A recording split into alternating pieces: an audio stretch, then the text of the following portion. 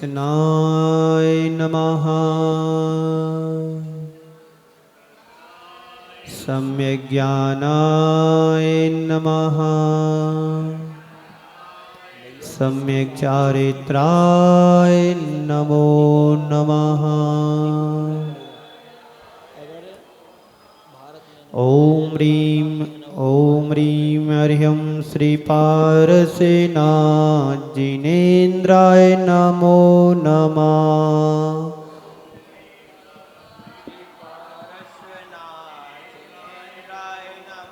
ॐ ह्रीं हरिं श्रीपारसेनाथ जिनेन्द्राय नमो नमः।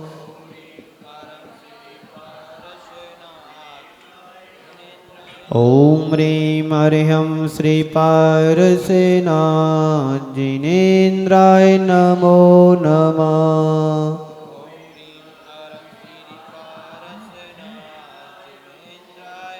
ॐ ह्रीं हरिं श्रीपारसेनाथ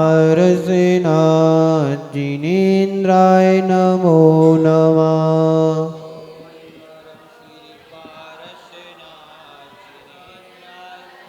ॐ ह्रीं हरिं श्रीपारसेनाथ जिनेन्द्राय नमो नमः।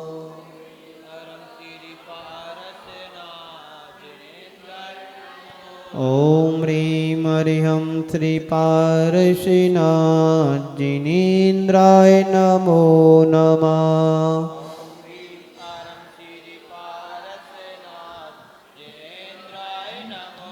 ॐ ह्रीं हरिं श्रीपारसेनाथ जिनेन्द्राय नमो नमः।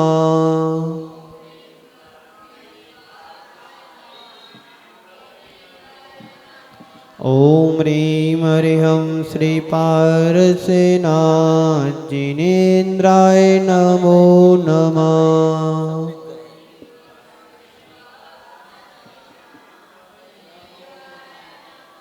ॐ ह्रीं हरिं श्रीपारसेनाथ जिनेन्द्राय नमो नमः।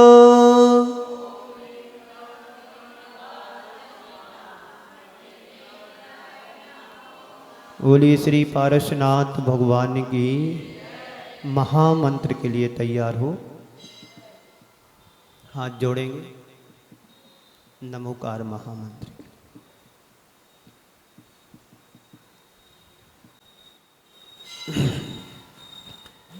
रामो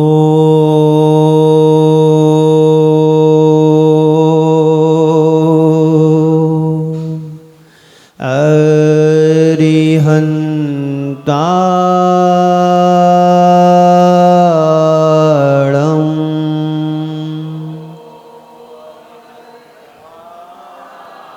नमो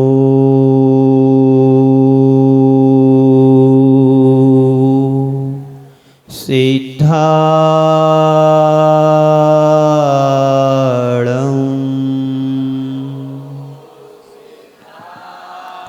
नमो आयर्याणं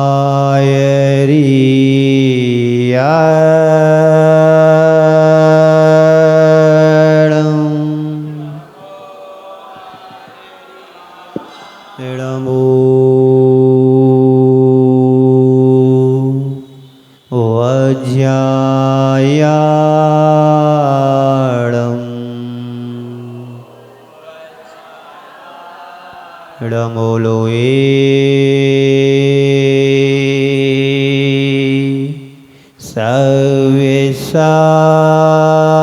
सव्यसाहुणं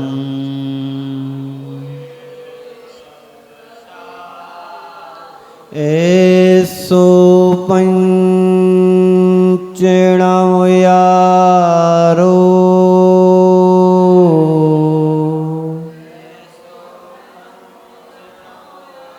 सब पावपणासिनो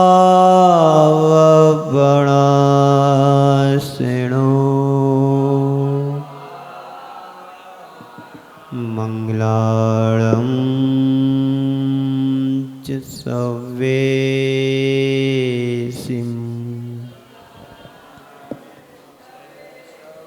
पडेवं होई मंगलम।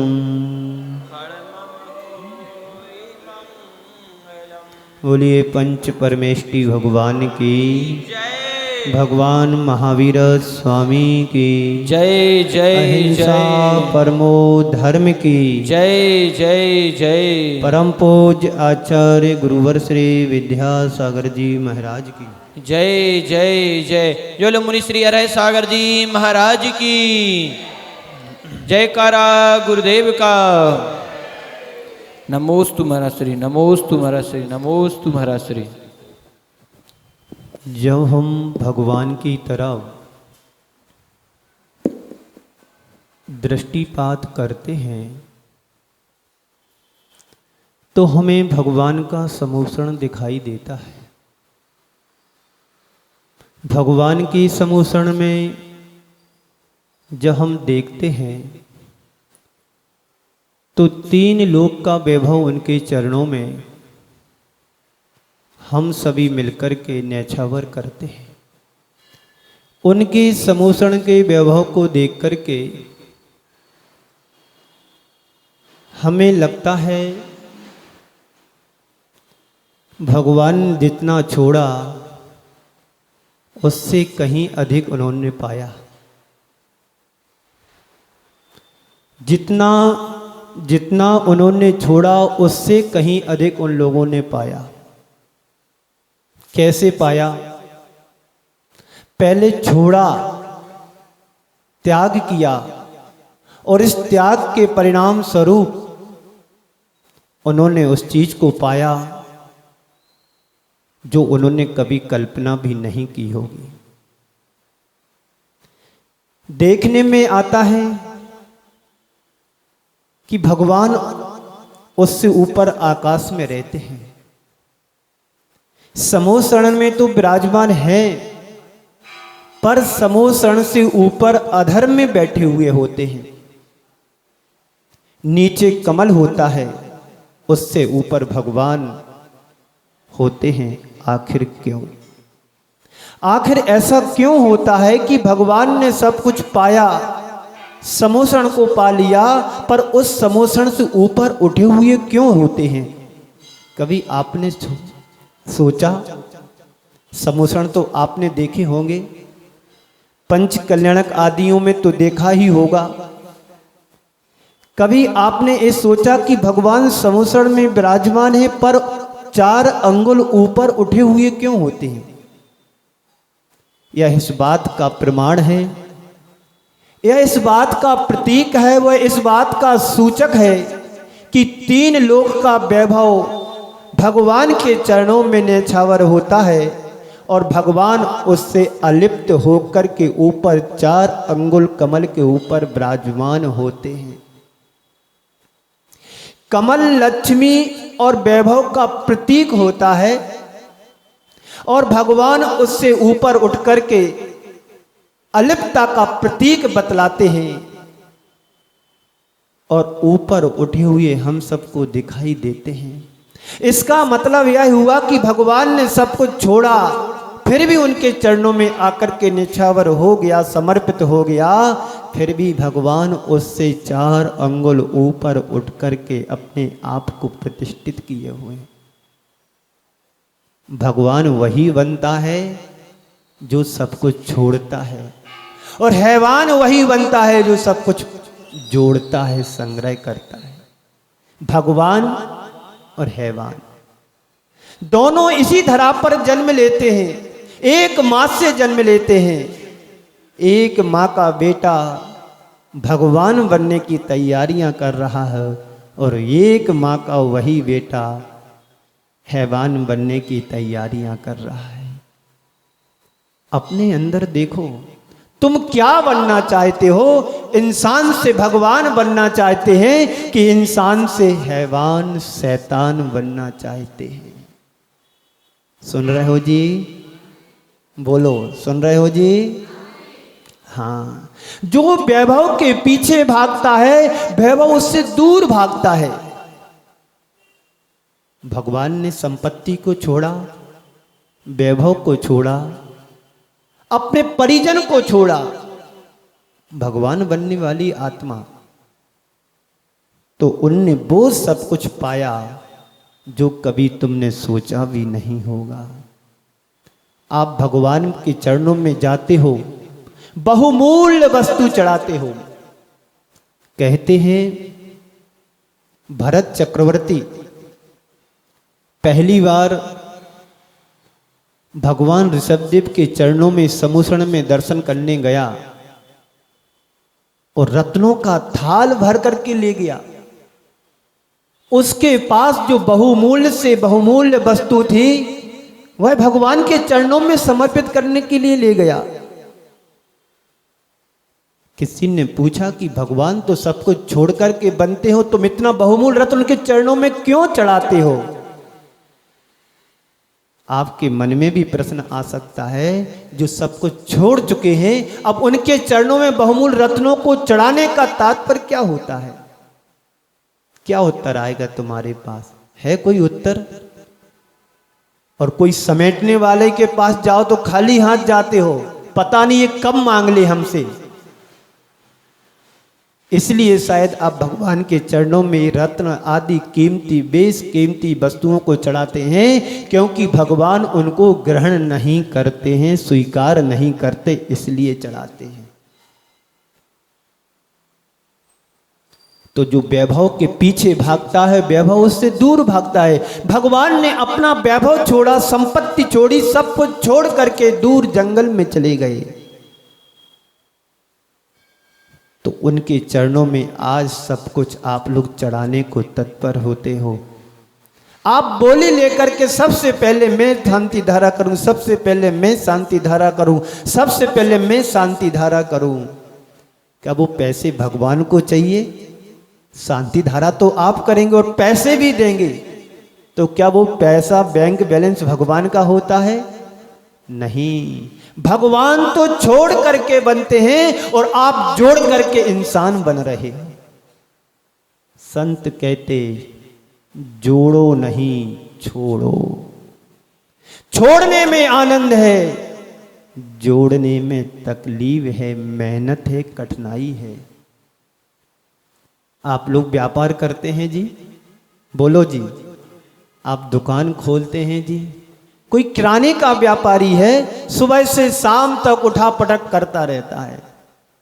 होता कि नहीं होता? किराने की दुकान में तो ज्यादा मेहनत होती है, सुबह से शाम तक उठा पटक करता है, पर कितना सा मिलता है?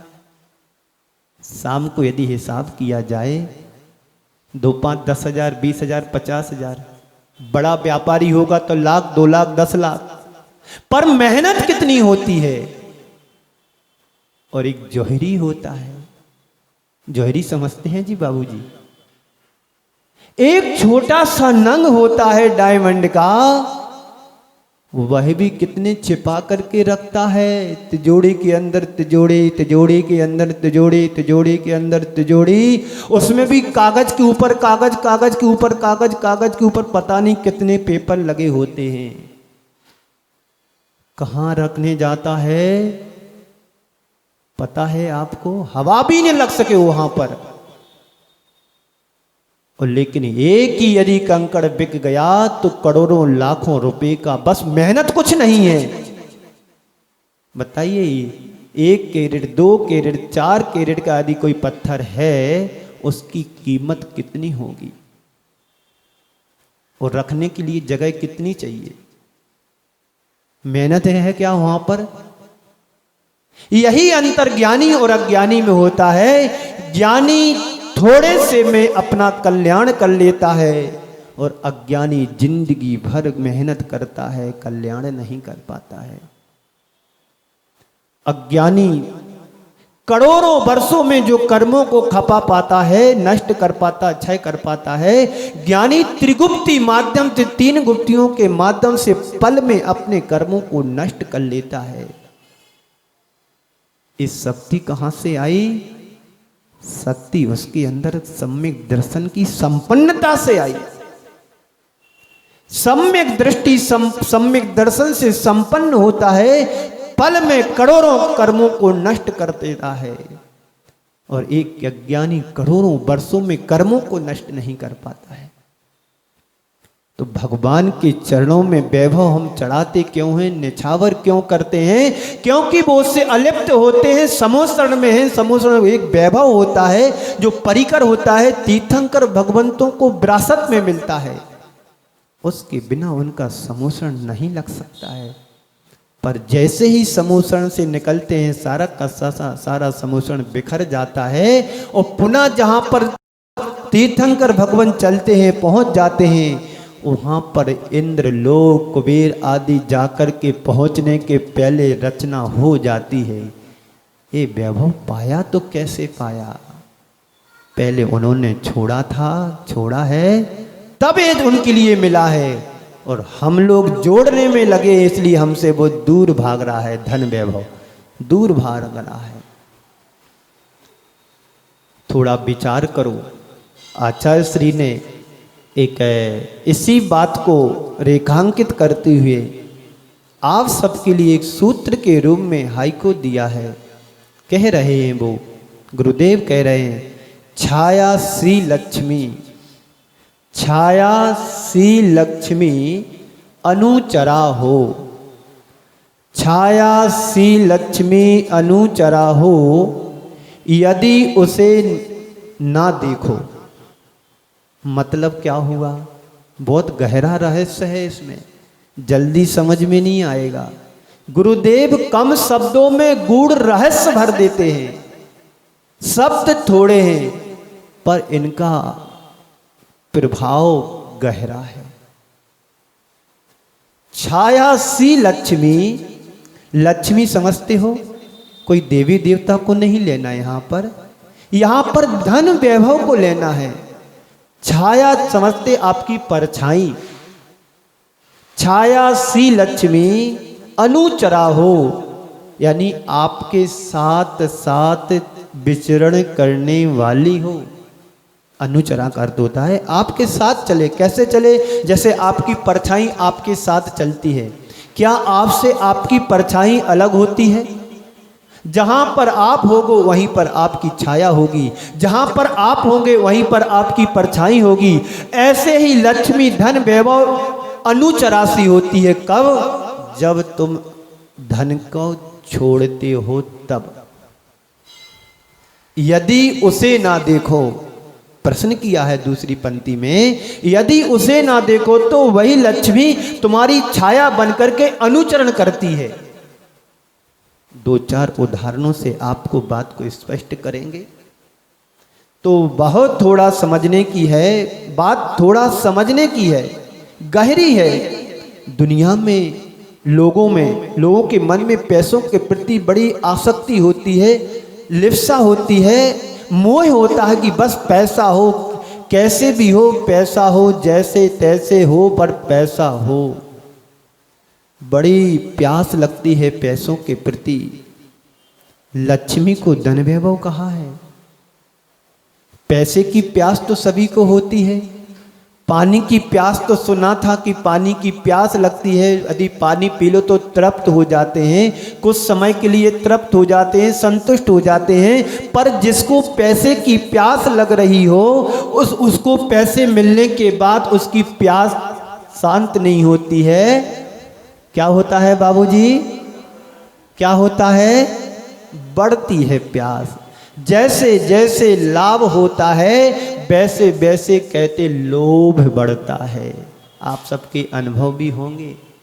जब आपने व्यापार संभाला होगा अपने पिताजी से, अपने ताऊजी से, अपने काका से, अपने बाबा से, तो आज की अपेक्षा में तुम्हारा व्यापार कम था, धन वैभव कम था, लेकिन आपने अपनी मेहनत की। मेहनत तुम्हारा रंग लाई और आज उस अपेक्षा से आज तुम उससे 100 गुना 1000 गुना आगे बढ़ गए। और आपकी उम्र शायद अभी होगी 70-75 की, लगभग 72-73 के, है ना। लेकिन तुम्हारी आसक्ति कम नहीं हुई है, उस समय से ज्यादा 1000 गुना। जैसे पैसा बढ़ा वैसी तुम्हारी आसक्ति भी बढ़ी है। आपसे कहा जाए कि बस छोड़ो छाड़ो, व्रत नियम लो, धर्म ध्यान करो, क्या रखा है? जिंदगी निकल गई पैसे कमाते कमाते कमाते कमाते, अब पैसे को तो कमा लिया, अब बचे हुए शेष जीवन को गमाना नहीं है। यह क्या मन में भाव आता है? नहीं आता महाराज श्री, क्या बताएं। सोचता तो बहुत हूँ कि अब बस करूं बस करूं बस करूं, बस करते करते बस हो जाती है, पर जीवन आगे खिसक जाता है। सुन रहे हो जी? सुन रहे हो जी? पैसे कमाने का अंत नहीं होता है, जीवन का अंत हो जाता है, पर पैसे कमाने का अंत नहीं आता है। छाया सी लक्ष्मी अनुचरा हो, यदि उसे ना देखो। धन वैभव को तुम देखोगे तो तुम अपनी लक्ष्मी को, अपनी छाया को अपने साथ अनुचरण नहीं बना सकते हो। और पैसे की तरफ तुम मुख मोड़ दोगे, धन वैभव की तरफ हम देखना बंद कर दोगे, तो वही लक्ष्मी तुम्हारे पीछे भागेगी भागेगी भागेगी। एक व्यक्ति था, एक सेठ के पास गया, जाकर के देखता है कि सेठ तो बड़ा धनवान है और अनाप शनाप उसके पास पैसा है, कंजूस है पर। और एक सेठ धनाढ़ था पर अपेक्षाकृत उदार भी था, परोपकार के कार्यों में बहुत पैसा देता था, दान देता था, उदारता उसके जीवन का एक अंग बन गई थी। पर दूसरा जो व्यक्ति था, धनाढ़ तो था पर धनांध था, यानी पैसे के प्रति उसकी इतनी लालसा थी, इतनी लालसा थी, कमाते कमाते कमाते वो जोड़ करके रख रहा था, पर किसी के परोपकार के लिए 2 पैसे नहीं देता था। लेकिन जो धन में कम था, उदार था, वह व्यक्ति का नाम पूरे इलाके में चर्चित था कि फलाना व्यक्ति बहुत अच्छा है, दान देता है, उदारता है, उसके घर से कोई कभी खाली हाथ नहीं जाता है। उसने सोचा इसका इतना नाम है, मैं भी पैसे वाला हूँ और मेरे से अपेक्षाकृत ये थोड़ा कम है, पर इसका नाम इतना ज़्यादा पूरे इलाके में चर्चित क्यों है? एक दिन उसके मन में आया और जाकर के उस व्यक्ति के घर गया जो अपेक्षाकृत हमारे से कमजोर था। गया और सेठ ने पहले वाले जो आगंतुक सेठ था जो घर में आया था, उसका आओ स्वागत भगत सब कुछ किया, सम्मान किया। ये तो परीक्षा लेने के लिए गया था कि हमारा नाम क्यों नहीं, हम तो उससे ज़्यादा पैसे वाले हैं, धनाढ़ हैं। तो उसने उसका आगंतुक सेठ का स्वागत सम्मान अच्छे से किया। अब उसने सोचा कि रात हो गई है, बात करते करते आज विश्राम यहीं पर किया जाए। दोनों सेठ एक ही कमरे में सोए। अब इस सेठ के लिए तो नींद भी नहीं आ रही थी। वैसे सेठों के लिए नींद कम आती है क्योंकि उनकी चिंताएं ज़्यादा होती हैं, किससे लेना है, किसका देना है, किससे मंगाना है, किसको क्या करना है। रात दिन इसी उधर उनमें लगे रहते हैं और नींद भी उनकी छिन जाती है। दिन का भोजन भी नहीं खपता है, रात की नींद भी नहीं आती। सेठों का बड़ा हाल होता है। लेकिन जो धर्मात्मा होता है वो तो अच्छे आराम से सोता है, पैसे भी कमाता है, दान पुण्य भी करता है, सब कुछ करता है। तो ये सेठ जी पहुंचे उनके यहाँ, बस दोनों सो रहे थे। रात्रि के ठीक 12 बजे होंगे। एक जवान युवती कन्या आई और उस सेठ जी के पैर दबाने लगी। कौन से सेठ जी? जो उदार है, जो दान देने में कभी पीछे नहीं रहता है। संपन्नता भले कम थी लेकिन उदार मना था। तो वो जो युवती कन्या आई जो सुंदर थी और सेठ जी के आते ही पैर दबाने लगी। आगंतुक सेठ को लगा कि मैंने तो इसका नाम खूब सुना है कि बड़ा अच्छा व्यक्ति है, धर्मात्मा है, उदार प्रवृत्ति वाला है। ये मैं क्या देख रहा हूँ, एक लड़की वह भी रात में इस 70-80 साल के बुढ़े के पैर दबा रही हो, ये तो बड़ा गलत है। और वह भी घंटे 2 घंटे और रात्रि के समय। अब इसको ये बात पची नहीं, सहन नहीं हुई। वो दबा करके वो तो चली गई और इन सेठ जी को कुछ पता नहीं कि कौन आया कौन गया, क्या हो रहा क्या नहीं हो रहा, उसको कुछ भी पता नहीं।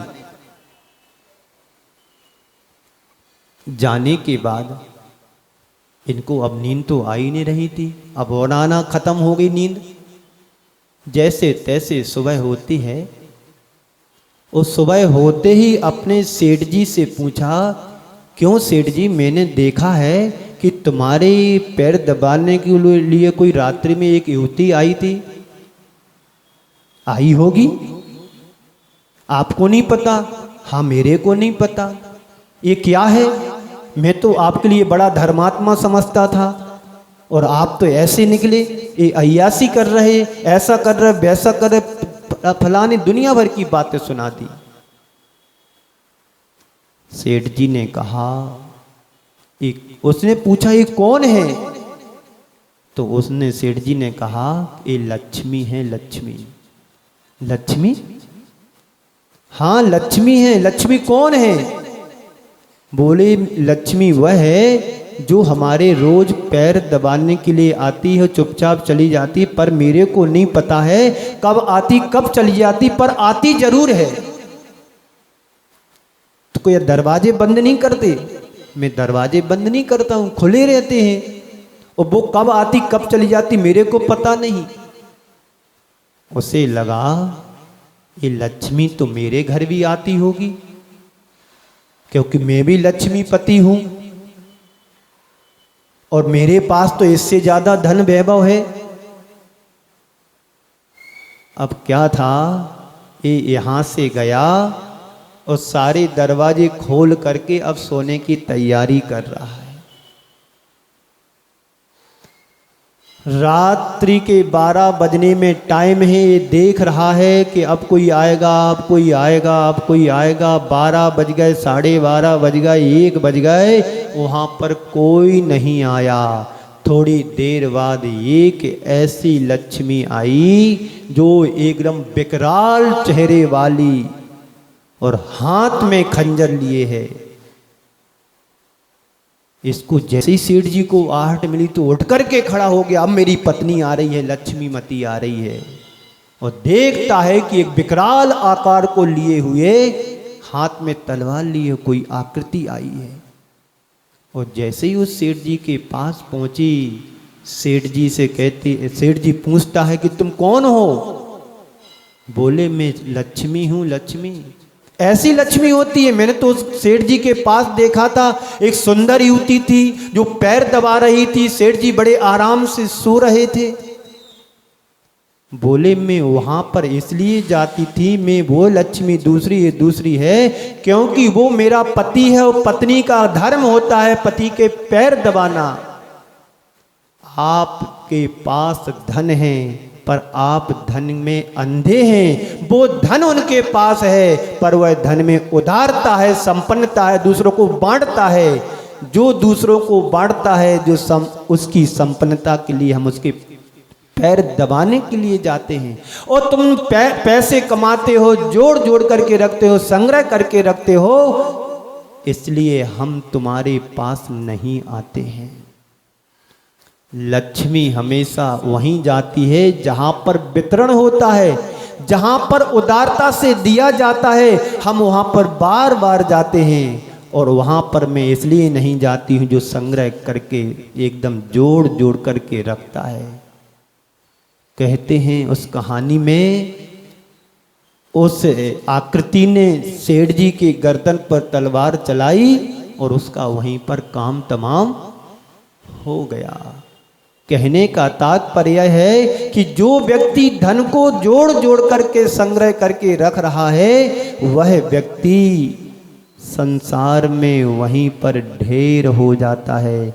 जो पैसे को कमाता है, धन को कमाता है, वह जो धन को लगाने की कला सीख लेता है उसमें उसका संसार में सम्मान होता है, बहुमान होता है।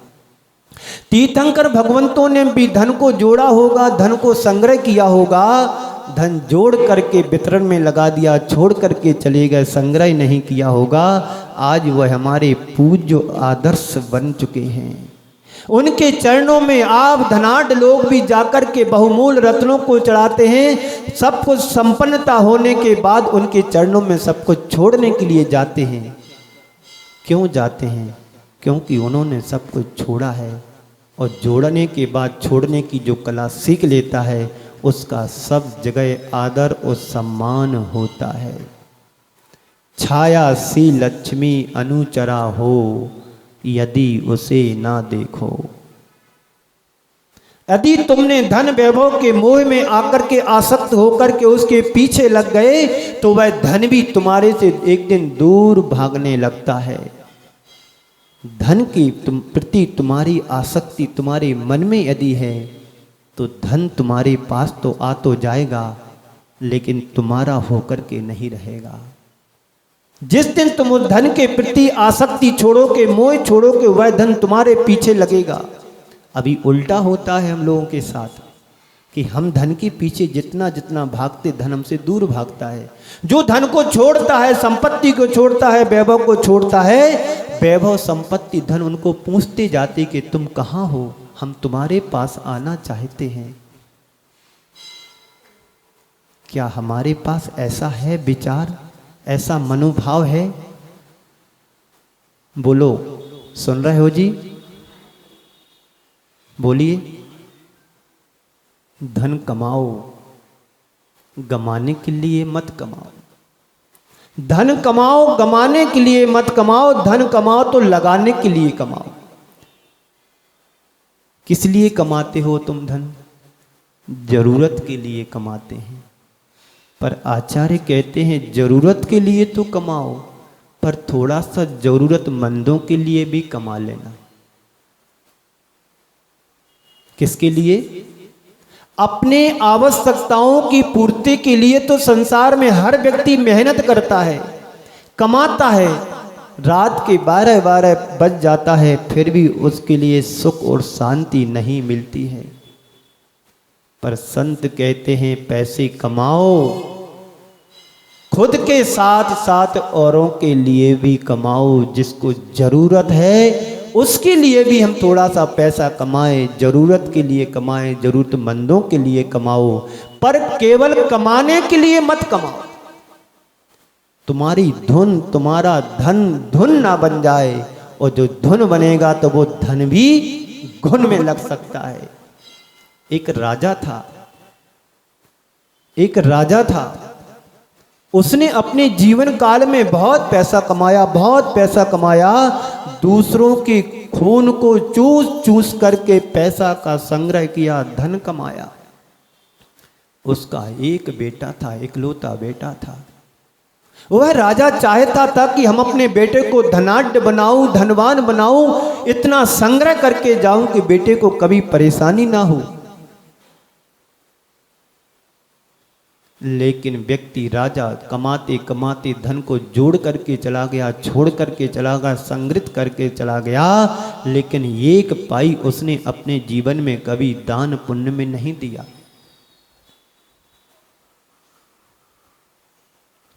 और संग्रह करके छोड़ करके चला जाता है। कहानी ये मोड़ लेती है कि वही व्यक्ति राजा मर करके अपने ही राजकोष में जाकर के सर्प बन गया। क्या बन गया? क्योंकि धन की आसक्ति, धन की मोहासक्ति उसके हृदय में इतनी प्रबल थी कि कभी उसने एक पैसा, एक पाई अपने हाथों से कभी किसी को दान में नहीं दिया। और मरा, सब कुछ छोड़ करके चला गया। और मरा तो मरा, क्या बना? सांप बना, सर्प बना, और अपने ही राजकोष में, अपने ही गृह नगर में सर्प बना। इधर पिताजी के मरने के बाद बेटे को राजा बनाया गया। बेटा राजा बना, पिताजी को खुश करने के लिए, पिताजी को जीवन में सुख शांति लाने के लिए उसने सोचा कि एक बड़ा अनुष्ठान किया जाए, बड़ा यज्ञ किया जाए। उस यज्ञ में किमिच्छिक दान की घोषणा उसने कर दी कि मेरे पिताजी के मरने के उपरांत में पूरे राज्य में, पूरे इलाके में किमिच्छिक दान दूंगा। जिसको जो जरूरत हो हमारे यहाँ से दान के रूप में ले जाएं, सब अपनी अपनी आवश्यकताओं की पूर्ति करें। समय आया, यज्ञ हुआ, किमिच्छिक दान बांटा जाने लगा। अब दान हो तो बटेगा, धन आएगा तो वितरित होगा। अब इधर राजा ने आदेश कर दिया खजांची के लिए, जाओ राजकोष से, कोषागार से धन लेकर के आओ। खजांची जाता है, जैसे ही दरवाजा राजकोष का खोला, वहां से फुंकार की आवाज आती है। देखता क्या है कि क्या कोई सपना देख रहा हूं मैं?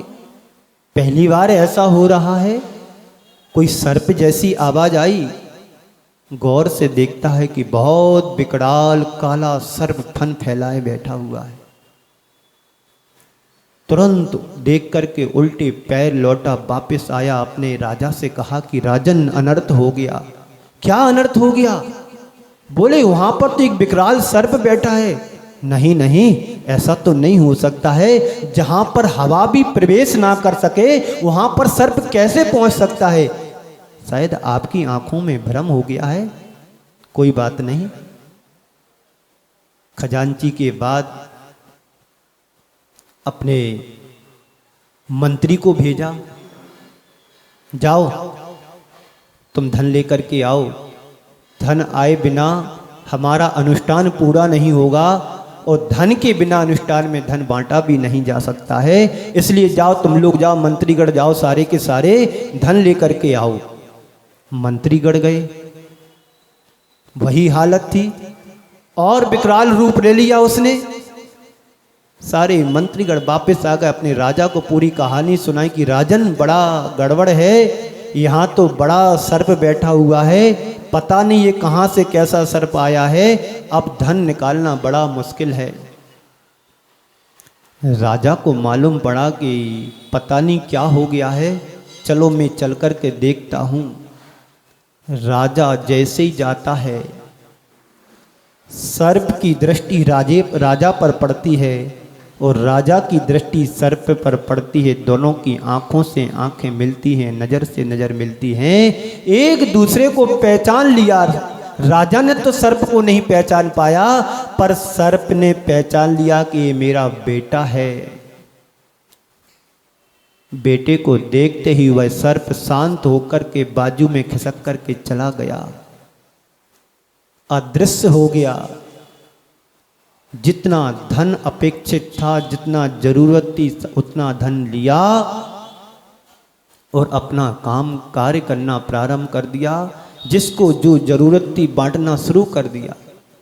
पर धन ले जाते समय उस राजा के मन में एक सवाल उठा कि ये मुझे समझ में नहीं आ रहा है। मेरा खजांची गया था, उसको सर्प ने फुंकार लगाई, मंत्री गए तो उसको फुंकार लगाई, और भी लोगों को भेजा था, उन सबको इसने हाथ भी धन में नहीं लगाने दिया, और मेरे जाते ही यह सर्प अलग हो गया। कारण क्या है?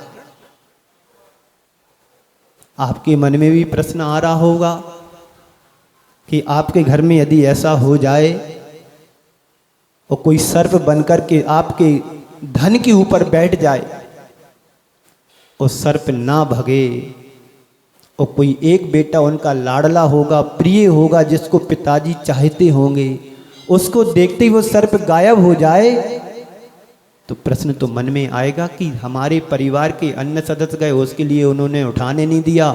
एक छोटा वाला लड़का गया, उसके लिए सर्प अलग हो गया। तो ऐसी ही घटना उस राजा के साथ हुई कि मंत्री, सेनापति और खजांची को उसने धन को हाथ लगाने नहीं दिया। उसी नगर में एक मुनिराज का आगमन हुआ। मुनिराज का आगमन हुआ तो उस राजा ने अपने प्रश्न को गुरु चरणों के समक्ष रखा कि गुरुदेव, मेरे खजाने में एक सर्प था, मंत्री गए, खजांची गए, सेनापति गए, उस सर्प ने उनको हाथ भी नहीं लगाने दिया बल्कि फुंकार लगा रहा था, और जैसी मैं गया वह सर्प अलग हो गया। बात क्या है? तो वो मुनिराज दिव्य ज्ञानी थे, अवधि ज्ञानी के धारी थे। उन्होंने अपने अवधि ज्ञान से बताया कि राजन, यह वही सर्प है जो तुम्हारे पिताजी इस राज्य के राजा हुआ करते थे। तुम्हारे पिताजी ने बहुत धन को जोड़ा, संग्रह किया, दूसरों को लूट पाट करके धन को जोड़ जोड़ करके तुम्हारे राज्य को बढ़ाने के लिए इस धन को छोड़ करके चले गए, मर गए। धन के प्रति आसक्ति थी, उस आसक्ति के कारण वहीं पर कुंडली मार करके बैठ गए। ये और कोई नहीं है, तुम्हारे पिताजी ही हैं। जैसे ही सुना उस राजा ने, मेरे पिताजी, और इस दशा में धिक्कार है इनके जीवन को, जिन्होंने सारा समय उस वैभव को जोड़ने में लगा दिया और एक पाई भी किसी को दान में नहीं दी। इनके जीवन को धिक्कार है। फिर राजन ने पूछा कि गुरुदेव, इनका उद्धार कैसे होगा, इनका भला कैसे होगा, कोई उपाय बताइए, उपाय करो। तो गुरुदेव कहते हैं, इसका भला तो तुम ही कर सकते हो, इनका उपकार तो तुम ही कर सकते हो। वह कैसे? बस कुछ नहीं, तुम सर्प के सामने जाओ, उसको संबोधो, और तुम्हारे संबोधन से उनके अंदर परिवर्तन आएगा, और परिवर्तन जब उसके अंदर आ जाएगा तो उनके जीवन का उद्धार निश्चित होगा। वह राजा जाता है और संबोधते हैं उनको कि हे सर्पराज, तुमने जिस पर्याय को पाया है बड़ी निंदनीय पर्याय है। तुम तो एक राजा हुआ करते थे, प्रजा के पालन हुआ करते थे, तुमने अपने द्वारा ही अपनी दुर्गति के पात्र बने हो। तुम्हें धिक्कार है, इस पर्याय को छोड़ो, उस सम्यक दर्शन को प्राप्त करो और अपने जीवन का कल्याण करो। कहते हैं, बेटे के संबोधने से उस सर्प के अंदर जाति स्मरण हुआ, हाँ मैंने पैसा जोड़ा, संग्रह किया, दूसरों को लूट करके मैं पैसा लाया, और जोड़ जोड़ करके मैंने सारा राजकोष में धन रखा, पर मैंने कभी किसी के धन को, मैंने कभी किसी को 2 पैसे दान के रूप में नहीं दिए। इस धन को मैंने कहीं परोपकार में नहीं लगाया, अच्छे कार्यों में लगा, सत्कार्य में नहीं लगाया, सद्धर्म के लिए नहीं लगाया। इस कारण से मैं, आसक्ति के कारण मैं सर्प बना हूं। उसको जाति स्मरण हुआ। उसने फिर उनके राजा के बेटे के संबोधन से उसको जाति स्मरण हो गया। वो कहते हैं उस सर्प की पर्याय में सम्यक दर्शन उसको हो गया। सम्यक दर्शन हुआ तो उसने अपने जीवन का उद्धार और कल्याण कर लिया। संत कहते हैं, संसार में तुम कितना भी जोड़ लोगे धन को, जोड़ते जोड़ते एक दिन तुम्हारा अंत हो जाएगा, पर तुम्हारे जीवन का कल्याण होने वाला नहीं है। धन के व्यामोह में, धन की आसक्ति में हम अपने आप को पागल बनाए हुए हैं। धन तुम्हारे जीवन का साधन हो सकता है, साध्य नहीं।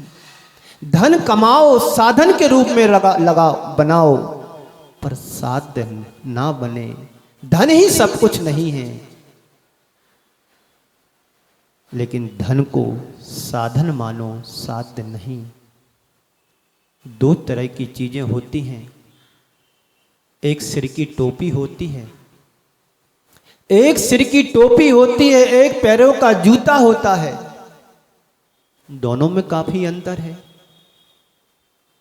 टोपी एक छोटे से कपड़े से बन जाती है और उस टोपी की कीमत सिर पर होती है।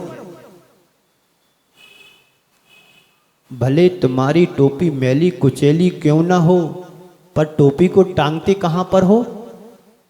खुटिया पर टांगते हो। कहां टांगते हो? ऊंचाई पर रखते हैं। पर जूती तुम्हारी भले सोने की क्यों ना बनी, उसमें डायमंड के कंकड़ क्यों ना लगे हो, पर उसका स्थान कहां होता है? सुन रहे हो जी? जूते का स्थान कहां पर होता है जी? कहां होता है? जोर से बोलो जी। पैर में होता है, पांव में होता है। बस यही तुम्हें समझना है। धर्म तुम्हारा टोपी है और धन तुम्हारा पैर की जूती है। धन का स्थान हमेशा नीचे होता है और धर्म का स्थान हमेशा ऊंचा होता है।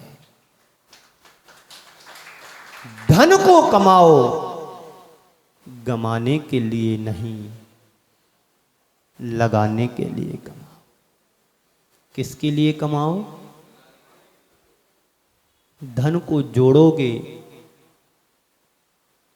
और जोड़ करके एक दिन तुम्हें छोड़ करके जाना है। आपके बाबूजी भी यही कहते थे, ये मकान मेरा, ये दुकान मेरी, ये गाड़ी मेरी, ये खेती मेरी, ये व्यापार मेरा, ये व्यवहार मेरा, सब कुछ मेरा मेरा मेरा मेरा मेरा। और एक दिन वही छोड़ करके सब कुछ तेरे लिए छोड़ करके चले गए। कभी दुकान ने, कभी मकान ने, कभी व्यापार ने, कभी गाड़ी ने, कभी घोड़ा ने, कभी बाबूजी से ये कहा कि हम तेरे हैं? नहीं कहा ना। और आपसे भी नहीं कहेगा। व्यापार, दुकान, व्यवहार कुछ भी तुमसे नहीं कहे हम तुम्हारे हैं। ना मकान तुमसे कहेगा कि हम तुम्हारे हैं, ना घोड़ा गाड़ी भी तुमसे कहेंगे कि हम तुम्हारे हैं। ये समझ हमारे अंदर आना चाहिए। तन धन को साथी समझा था, पर ये भी पता है तन भी मेरा नहीं है, धन भी मेरा नहीं है, जीवन भी मेरा नहीं है। जीवन से जुड़ी हुई जितनी भी चीजें और वस्तु वह भी मेरी नहीं है। मेरा क्या है? मेरा एक आत्म तत्व है। मेरी आत्मा मेरी है और आत्मा के अलावा एक परमाणु मात्र भी मेरा नहीं है। फिर क्यों हम जिंदगी भर उसे जोड़ने में लगा देते हैं? जोड़ोगे, संग्रह करोगे, संग्रहित करोगे, क्या होगा? वही होगा जो अभी हमने सुना था।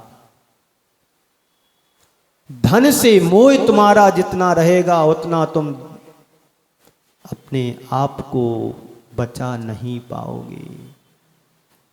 धन कमाओ पर मोह नहीं होना चाहिए। निर्मोह हो, निर्मोही बनो।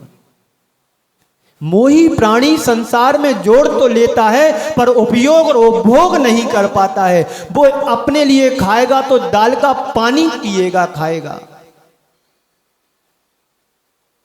और तुम नहीं करोगे तो तुम्हें ऐसी बीमारी आ जाएगी कि तुम्हें डॉक्टर कहेंगे बस तुम दाल का पानी पी सकते बिना घी वाला, और कुछ नहीं ले सकते। हाँ, बिना घी की रोटी भी खा सकते हो। मोहाशक्ति इतनी गड़बड़ होती, इतनी प्रबल होती है। क्यों? मोही प्राणी ना उपयोग करता ना उपभोग करता है, बस जोड़ जोड़ करके संग्रह कर करके एक दिन छोड़ करके चला जाता है। पाप से कमाया और तुम्हारे बेटे नाती पोते पाप में लगाएंगे।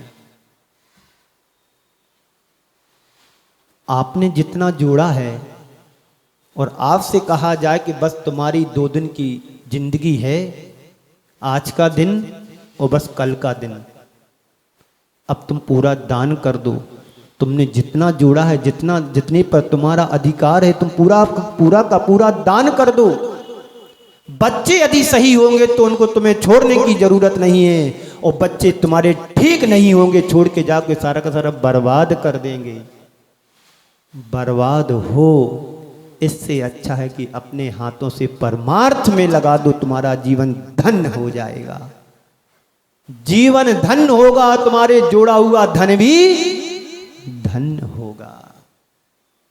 चाहते हैं कि हमारे द्वारा जोड़ा हुआ धन धन्य हो और ये हाथ भी धन्य हो जाएं। जितना जितना आप इन हाथों से परमार्थ के क्षेत्र में लगाते हो वही तुम्हारा है, और बाकी तुम्हारा कुछ भी नहीं है। कल कहा था तन पर एक धागा भी तुम्हारा नहीं है, उस धागे पर तुम्हारा अधिकार नहीं है। किसी ने बहुत अच्छी पंक्तियां कही हैं, आंख मिची अपना गया, आंख मिची अपना गया, आंख खुली सपना गया। मिची समझते ना, आंख बंद हो जाती है और आंख खुल जाती, जो सपना तुम देख रहे हो सोते सोते, या दिन का भी सपना हो सकता है। एक घर बनाऊंगा, एक घर की डिजाइन कराऊंगा, इंजीनियर को बुलाएंगे, इंजीनियर डिजाइन बनाएगा, यहाँ हमारे बेटे का रूम रहेगा, ये पत्नी का रूम रहेगा, ये बाबूजी का रूम रहेगा, एक किचन रहेगी, ये यहाँ पर सब लोग आकर के बैठेंगे, यहाँ पर सब भोजन करेंगे, ये स्टोर रूम रहेगा। ये दिन का सपना है। फिर कार लाऊंगा, कार की पार्किंग भी होगी, गार्डन भी होगा, स्विमिंग पूल भी होगा, यहाँ सब नाती पोते नहाएंगे। ये दिन का सपना है। और रात का सपना तो वो है कि जिसकी कोई कल्पना भी नहीं कर सकते हैं। तो आंख मिची अपना गया, जो तुमने जोड़ा है अपने हाथों से, जो संजोया है बड़े अरमानों से, मकान बनाया, घर बनाया, द्वार बनाया, दुकान बनाई, व्यापार किया, सब कुछ एक खुली आंख का सपना है। जिस दिन तुम्हारी आंख मिच जाती है, बंद हो जाती, सब तुम्हारा पराया हो जाता है। आंख मिची अपना गया, आंख खुली सपना गया, तू 2 दिन का मेहमान है, सांस रुकी दफना गया। जिस दिन ये ये सांस अंतिम श्वास बन जाए, उस दिन तुम्हारे परिजन भी तुमसे कहेंगे जाओ जल्दी ले जाओ, हटाओ इसको, मिट्टी हो गया।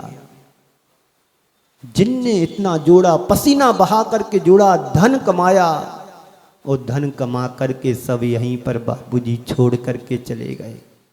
अब तुम लोग ऐश कर रहे हो, मजा कर रहे हो पर संपत्ति पर। वो तो मेहनत करके गए। कहते हैं धन कमाने में सटकाए की जीवों की बरादना होती है। जितना तुम पैसा कमाते हो उससे ज्यादा तुम पाप भी कमा रहे हो पैसे के साथ। पैसा आना तो दिखाई देता है, पर पैसे के साथ पाप चला आ रहा वो दिखाई नहीं देता है। बोलो, सुन रहे हो जी? पैसे की बाढ़ आती तो दिखाई देती है, पैसे के साथ जो पीछे पाप छिप करके आता है वो तुम्हें दिखाई नहीं देता है बाबूजी। पैसा आना अच्छा लगता है, पाप का आना अच्छा नहीं लगता है। मेहमान का आना अच्छा लगता है, दुश्मन का आना अच्छा नहीं लगता है। तो धन को पैर की जूती की उपमा दी है, धर्म को टोपी की उपमा दी है। टोपी को हमेशा सम्मान और आदर से देखा जाता है, और जूती को सम्मान और आदर से नहीं देखा जाता है। उसका स्थान तो वही है, डेयरी के बाहर उतारो। पर आप लोगों की गड़बड़ियां सामने दिखने लगी हैं।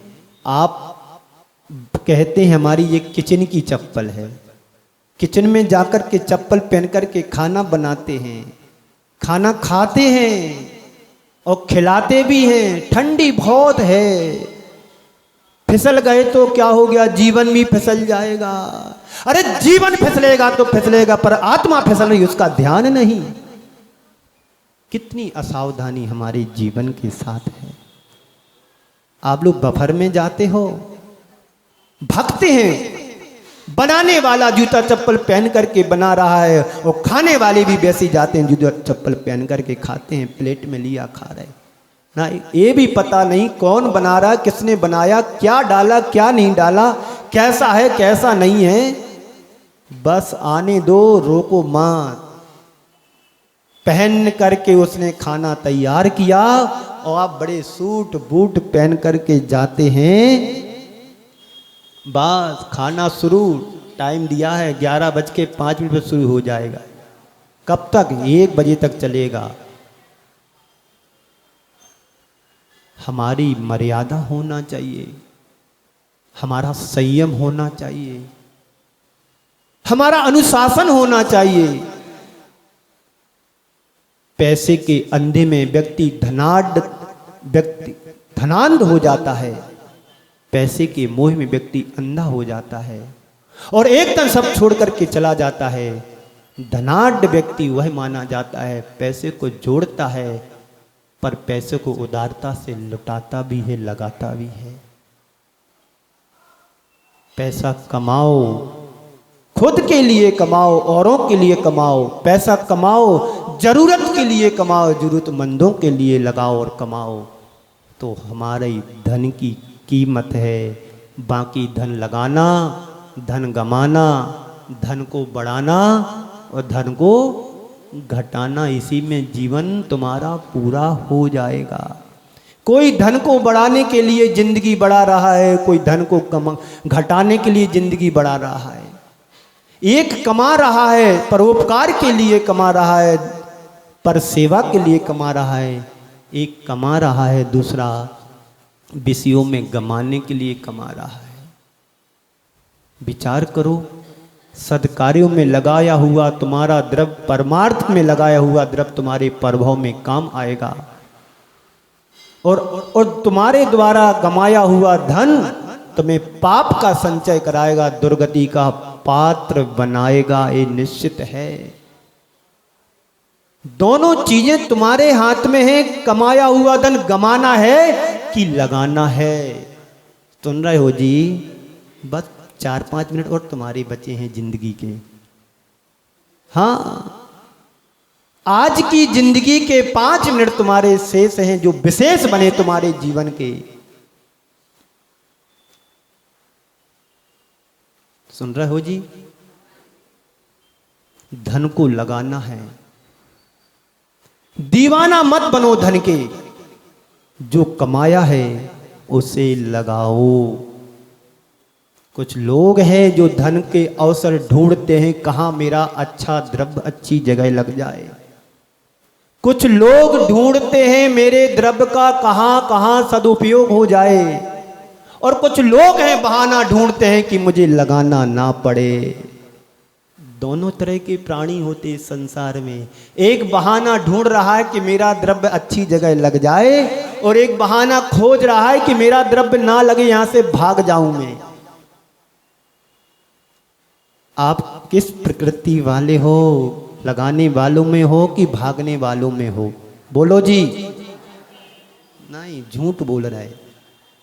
ध्यान रखना, जितना जितना तुम लगाओगे उतना उतना अपने पास आता जाएगा। जो लगाते हैं उनको देख लो, उनके जीवन को देख लो, उनके व्यवहार को देख लो, उनके व्यापार को देख लो। अपेक्षाकृत बड़ा है, घटा नहीं है। आप लोग मंदिर में गुल्लक में 100 रुपये डालते हो, 50 रुपये डालते हो, 200 रुपये डालते हो, 500 रुपये डालते हो। डालने के बाद तुम्हें क्या फीलिंग होती है कि मेरा पैसा गया कि अच्छी जगह लग गया? बोलो। जेब से निकाल करके पैसा गुल्लक में डाला तो लगा कि मेरा जीवन धन्य हो गया, और डाला हुआ धन भी धन्य हो गया। और जेब से पैसा गिर गया तो कैसा लगता है? दिन भर नींद, खाना नहीं खपता, 500 का नोट गिर गया। पूरे दिन भर आत्मा विचलित रहती है, मन विचलता है, मचलता है कि मेरा 500 का नोट गिर गया, आप क्या करें बताओ। और वही 500 का नोट जब मंदिर की गुल्लक में डालते तो मन प्रसन्नता से फूल जाता है। दान दे मन हर्ष विषय से, यह भव सुख परभव, यह भव यश परभव सुख लीजिए। ये धन की कीमत ये होती है। एक संस्मरण सुना करके मैं आपको विराम दूंगा।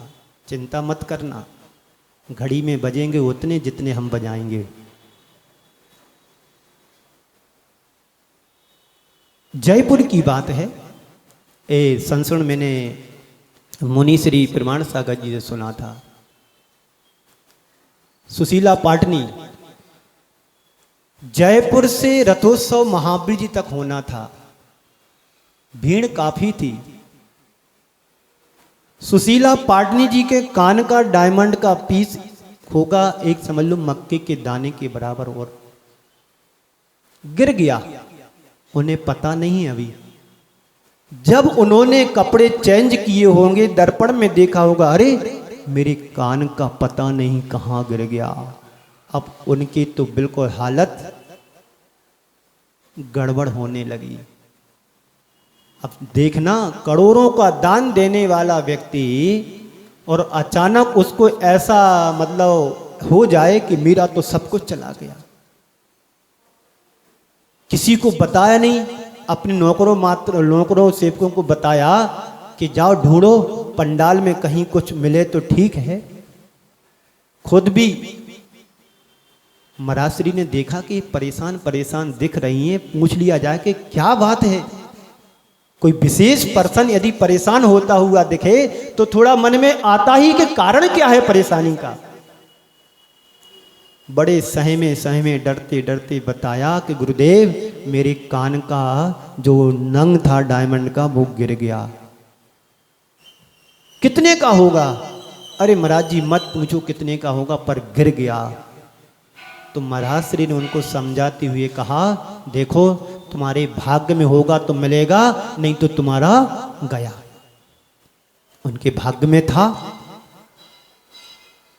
दूसरे दिन जब वहां के फर्श मर्स दरी मरी सब उठ रही थी तो सारे कर्मचारी वहां सफाई करने में लगे हुए थे। धूल में चमकता हुआ वो कण उनको नंग कर्मचारियों को मिला, वो लाकर के कार्यालय में जमा किया, उनके माध्यम से फिर उनको दे दिया। वही व्यक्ति जब दान करता है तो पीछे मुड़ करके नहीं देखता है। करोड़ों रुपए, कई हजार करोड़ रुपए दान कर चुके होंगे। प्रसन्नता होती है, खुशी होती कि मेरे द्वारा दिया हुआ धन सही जगह लग गया।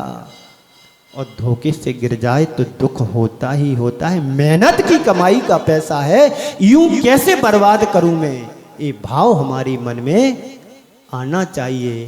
तो गुरुदेव ने कहा था, इन पंक्तियों को याद रखो, छाया सी लक्ष्मी अनुचरा, छाया सी लक्ष्मी अनुचरा हो यदि उसे ना देखो। धन तुमने जो कमाया है, वैभव तुमने जो कमाया, लक्ष्मी तुमने जो पाई है, उसको देखना नहीं है, पीछे मुड़ कर के नहीं देखना। ठीक है हमारे पुण्य से धन वैभव पैसा संपत्ति आई है, वह मेरी छाया की तरह है। आज मेरे पुण्य से मेरे पास आई है, जिस दिन मैं इस धरा पर नहीं रहूंगा वह लक्ष्मी छाया की तरह मेरे साथ चली जाएगी। इस पर मुझे अभिमान नहीं करना, अहंकार नहीं करना, गुमान नहीं करना। ये ठीक है मेरे पुण्य और भाग्य से आई है, छाया सी है, अनुचरा अनुसरण कर रही है, पर उसे ना देखो। देखोगे तो तुम्हारी लक्ष्मी, तुम्हारा वैभव, तुम्हारा धन तुमसे चला जाएगा। तो धन की प्रगाढ़ आसक्ति मनुष्य को हैवान बना देती है, वह इंसान को इंसान नहीं रहने देती है। इसलिए उस आसक्ति से बचिए। मूल रूप से अंतरंग संपदा को पहचानने की कोशिश करो, आत्म तत्व को जानने की पहचानने की कोशिश करो। यह आत्म तत्व ही मेरा सबसे बड़ा धन है, सबसे बड़ा वैभव है। बाहर का जड़ धन तो छूट जाने वाला है, एक कण भी तुम्हारे साथ जाने वाला नहीं, एक परमाणु भी तुम्हारे साथ जाने वाला नहीं है। जाएगा तो तुम्हारा चेतन धन तुम्हारे द्वारा तुम्हारे साथ जाएगा। उसको पहचानो, उस अंतरंग संपदा की पहचान करने की कोशिश करो, जिससे हमारा जीवन धन्य होगा। इसी मंगल पुनीत भावना के साथ छाया सी लक्ष्मी अनुचरा हो यदि उसे ना देखो तो पूज्य गुरुदेव के चरणों में नमन अर्पित करते हुए यहीं पर विराम देता हूँ। बोलिए परम पूज्य आचार्य गुरुवर श्री विद्यासागर जी महाराज की। शरणा गहे सो पावे सुख चैन। सभी 9 बार नमोकार मंत्र की जाप करेंगे।